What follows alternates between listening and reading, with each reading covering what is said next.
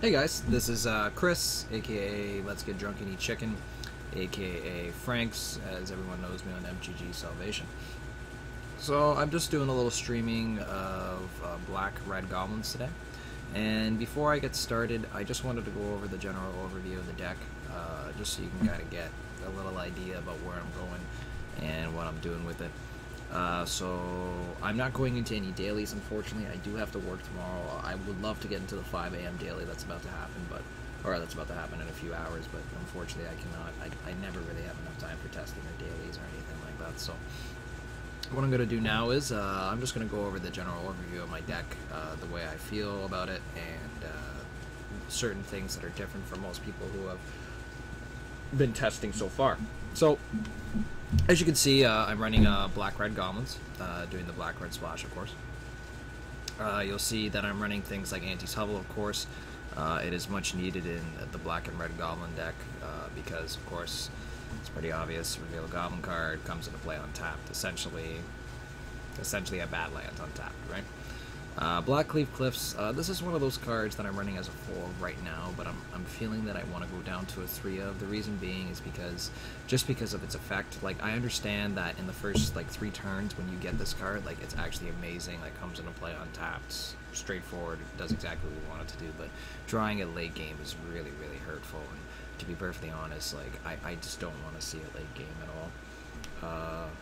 Especially if it's coming into play tapped, and I may need that mana source in order to combo off, you know what I mean? So to be perfectly honest, I'd rather just go with 3 of them, but I'm gonna keep testing 4, see if I can come to that conclusion a little later. Blood Crypt at 2, because I don't really need more than 2 black, and I already have another 8 sources of it. Bloodstained Mire, I just want to really fetch for the Blood Crypts if I have to, or just fetch for mountains, thinning out the deck.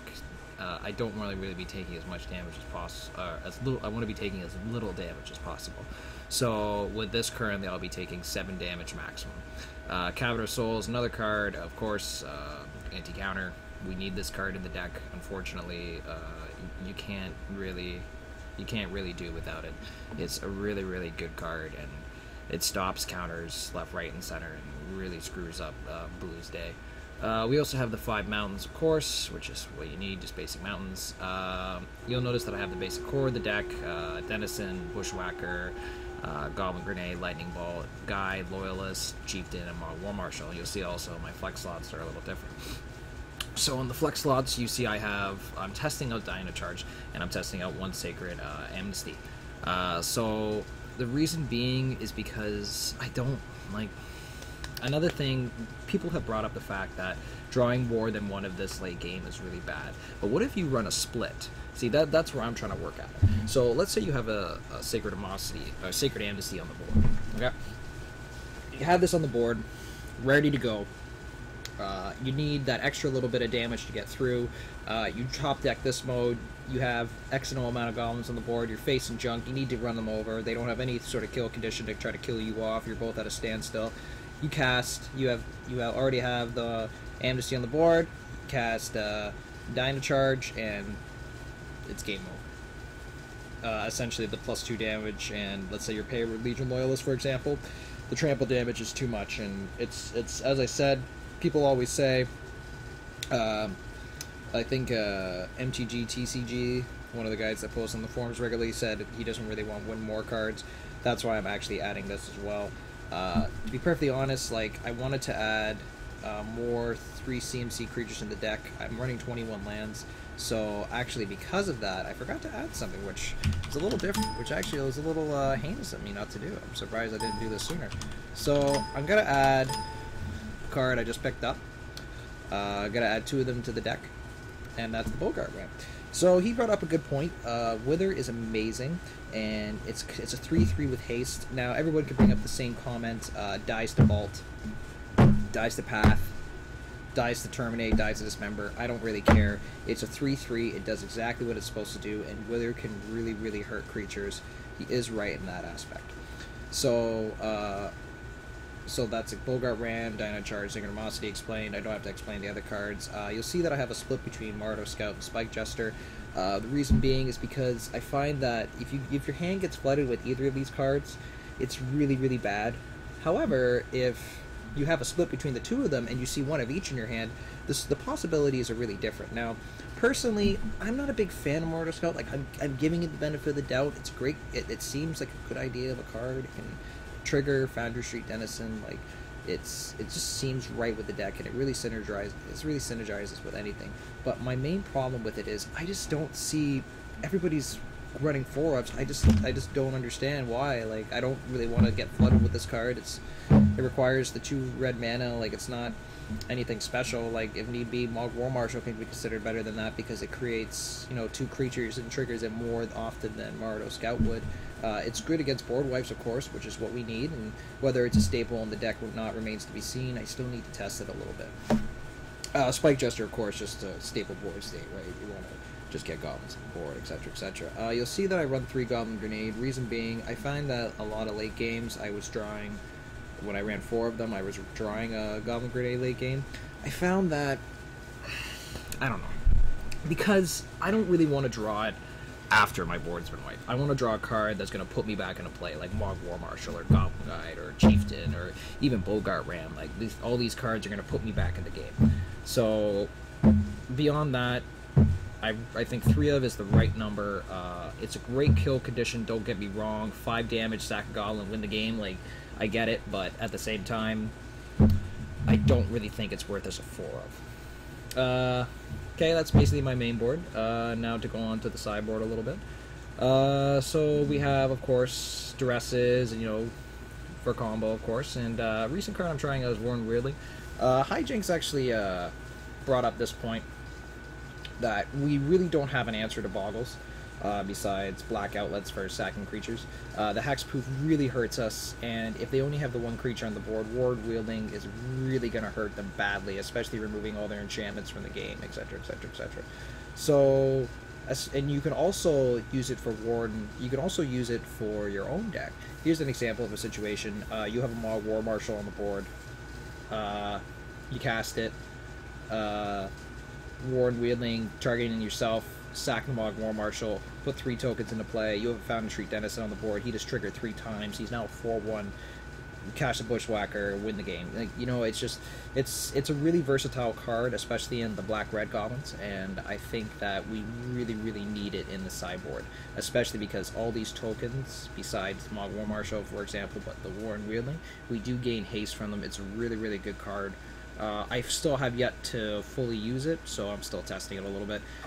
Dismember, of course, for Siege Rhinos and Goyfs, etc., etc., big creatures that we can't deal with. Shattering Spree, of course, for Affinity. Combust for Twin. I'm only really running them as a 1-of because I do have Dismembers and all that sort of fun stuff. Reign of Gore for anti-life gain, of course. Rattle's Charm for his versatility, destroying artifacts, exiling Storm's Graveyard. You know what? Somebody brought up that it was good for Twin, and somebody else brought up that it wasn't good for Twin. To be perfectly honest, I think it's amazing for Twin.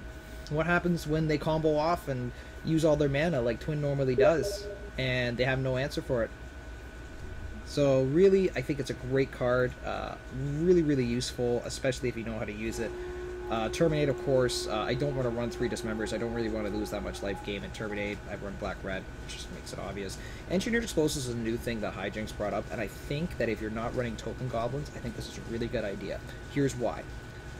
You don't have to actually put any mana into it. So it could actually Sunburst for 0, come out for 0, and especially if you're facing stuff like tokens, you wipe the board. All their tokens just died. And tokens has become a real pain in the ass lately, boys. I do apologize for swearing if anybody minds. I may slip out a couple of swear words here and there. Sorry about that. So the Engineered Explosives in itself, great card.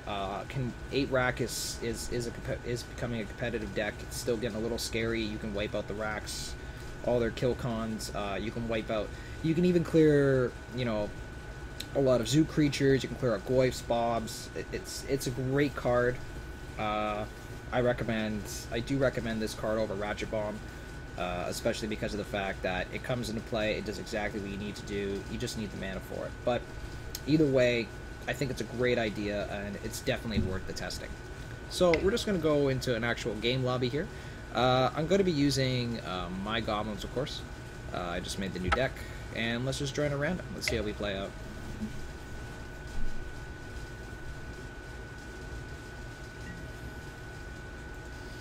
I have the worst luck at MTG, though. It's MTG Salvation. I can never draw what I need. As you can tell, I'm very friendly with everybody. So, I'm just gonna shut this real quick. Okay. So, I have a land, I have a hand here. He's gonna mull the 6. I can pretty much cast my whole land. Or my whole hand, sorry.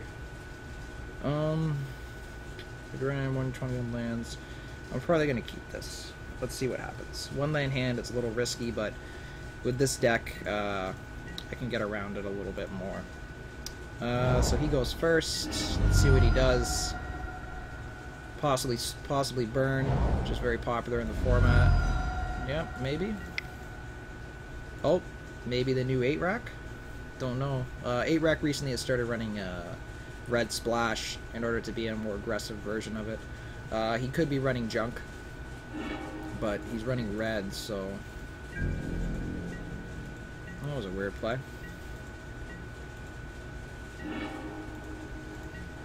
Alright. Not a land like I wanted. May get screwed here, but let's see what happens. Of course, a simple first turn Foundry Street Denizen. Let's see what he does here.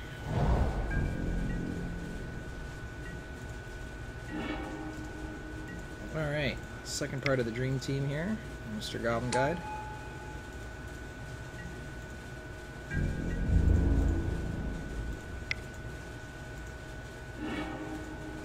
Oh, Goif, so he is running Jund. If he puts a Goif down, I may be able to trick him. Even got a foil Goif. This man spends some money on his decks. Alright, Blackleaf Clutch. I could probably bait him out, kill the Goif with a burn spell.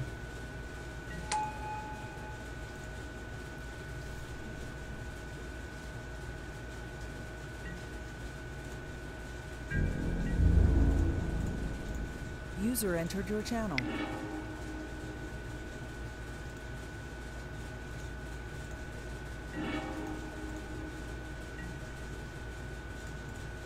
Cool. User left your channel.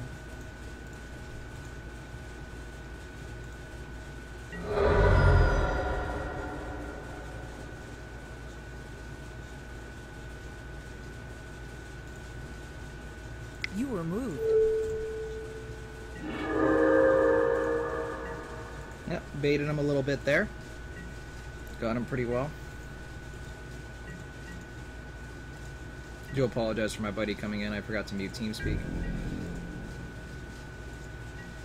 I do run another clan besides this, so it's a little more difficult to play against. I think that big boy was his way out.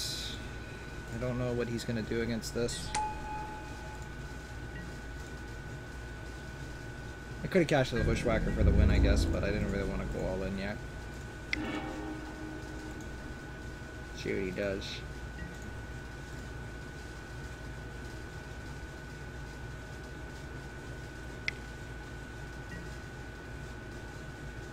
Oh, that hurts. See what I mean? Didn't really want to go all in there. Really? He's running that main board. That's a little different. Kind of like that.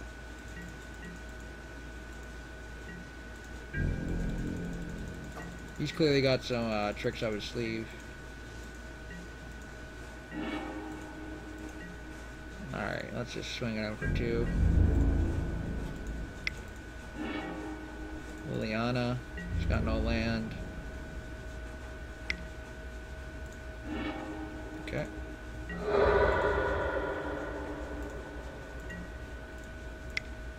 Let's just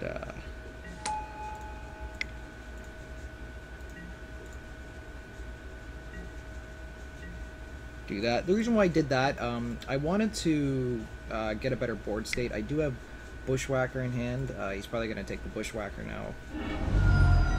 Yeah. Unless I draw a Goblin, which would be really helpful. Yeah. There's the win.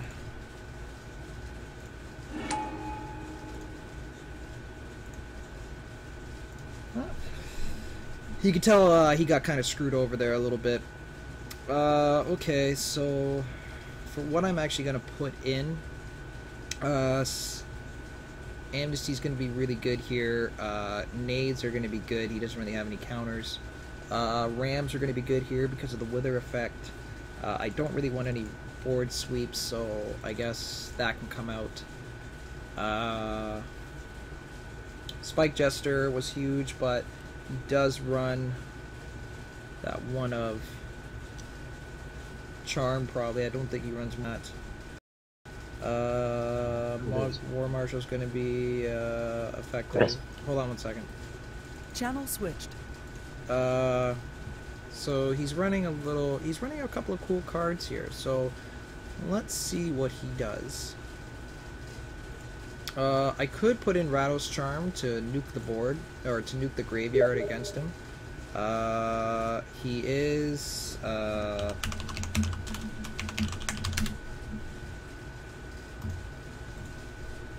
so, I don't really know. I have to put in the Terminate, of course, because that's going to be necessary. The Shared of Modesty and Data, he doesn't know I run that yet, so it's going to be a little different. I don't think I'm going to need the grenades for reach. Maybe I will. Bolts actually don't really affect him very much, so I'm going to take out one of the bolts and I'll add a Terminate in. Hopefully this is the right decision. I didn't see any white, so I don't think he runs Siege Rhino. If he does, then I'll just put in Rain of Gore next turn. Well, I have a Wicked Hand. Can't really get rid of it. Probably going to turn first turn Thoughtseize or Inquisition. He's running a high discard package, actually. Thoughtseize and Inquisition. I wonder what he's running at. Maybe a split 3x3 or maybe 4 and 4. I don't know. Anyway, let's see what I draw. That was pretty good.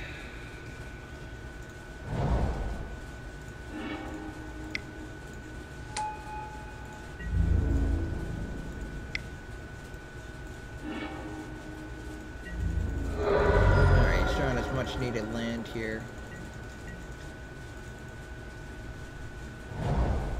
Okay, he doesn't have a green source yet. I wonder what he's doing.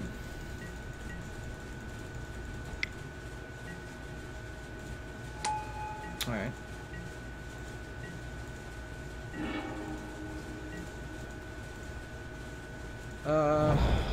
Let's just bait him out here.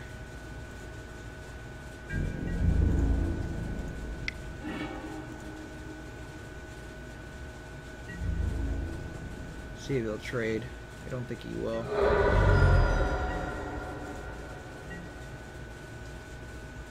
Now, if I dismember his Bob, he could have a Goyf in hand. If he has the Goyf, that'll really mess me over more than the Bob will. He is going to draw some cards, possibly take some damage. Okay, he's got 2 of the charms, so shouldn't really want to go all in. Okay, he's going to vault my guy. Gonna deal the 2 damage to me.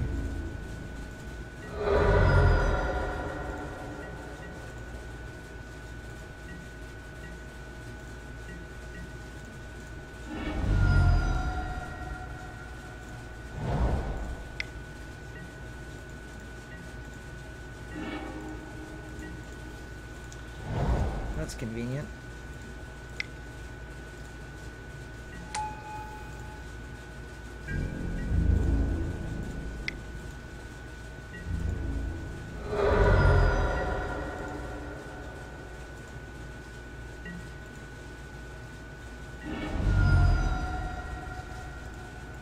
No fetch of response, just to fuck with him.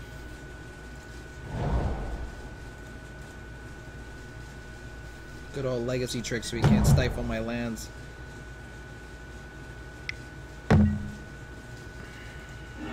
Yep, he's running a high destroy package. He's got Terminates now, Boiler Charms.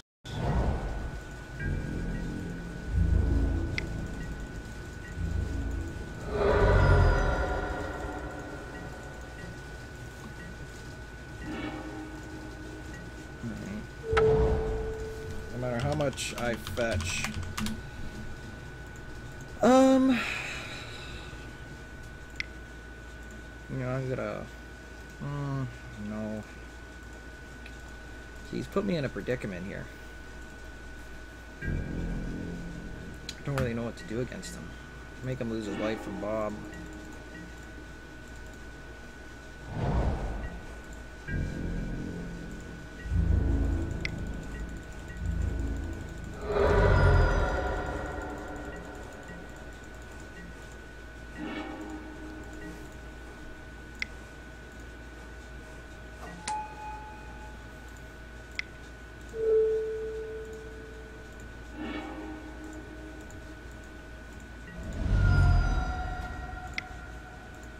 I want to see if this works. If this works, this will be pretty fucking... This will be pretty damn good. Did I just win? Oh no. Oh no. Well then. That's kind of funny. So yeah, this is an example of what black and red goblins can do. I didn't even get a chance to test either of these cards. He took them out too quickly. Goblin Grenade, as I said, wins matches, boys. It wins matches. I didn't even really have to use my Dismember or any of my sideboard package in order to win this match. Thank God for priorities, right? Thank God I was able to get priority and just kill him pretty easily. Anyway, thanks for watching, and depending on how well this looks and works, I'll be posting it on the forums as an example of how to play goblins. Thanks for watching, guys, and I'll be sure to stream again soon.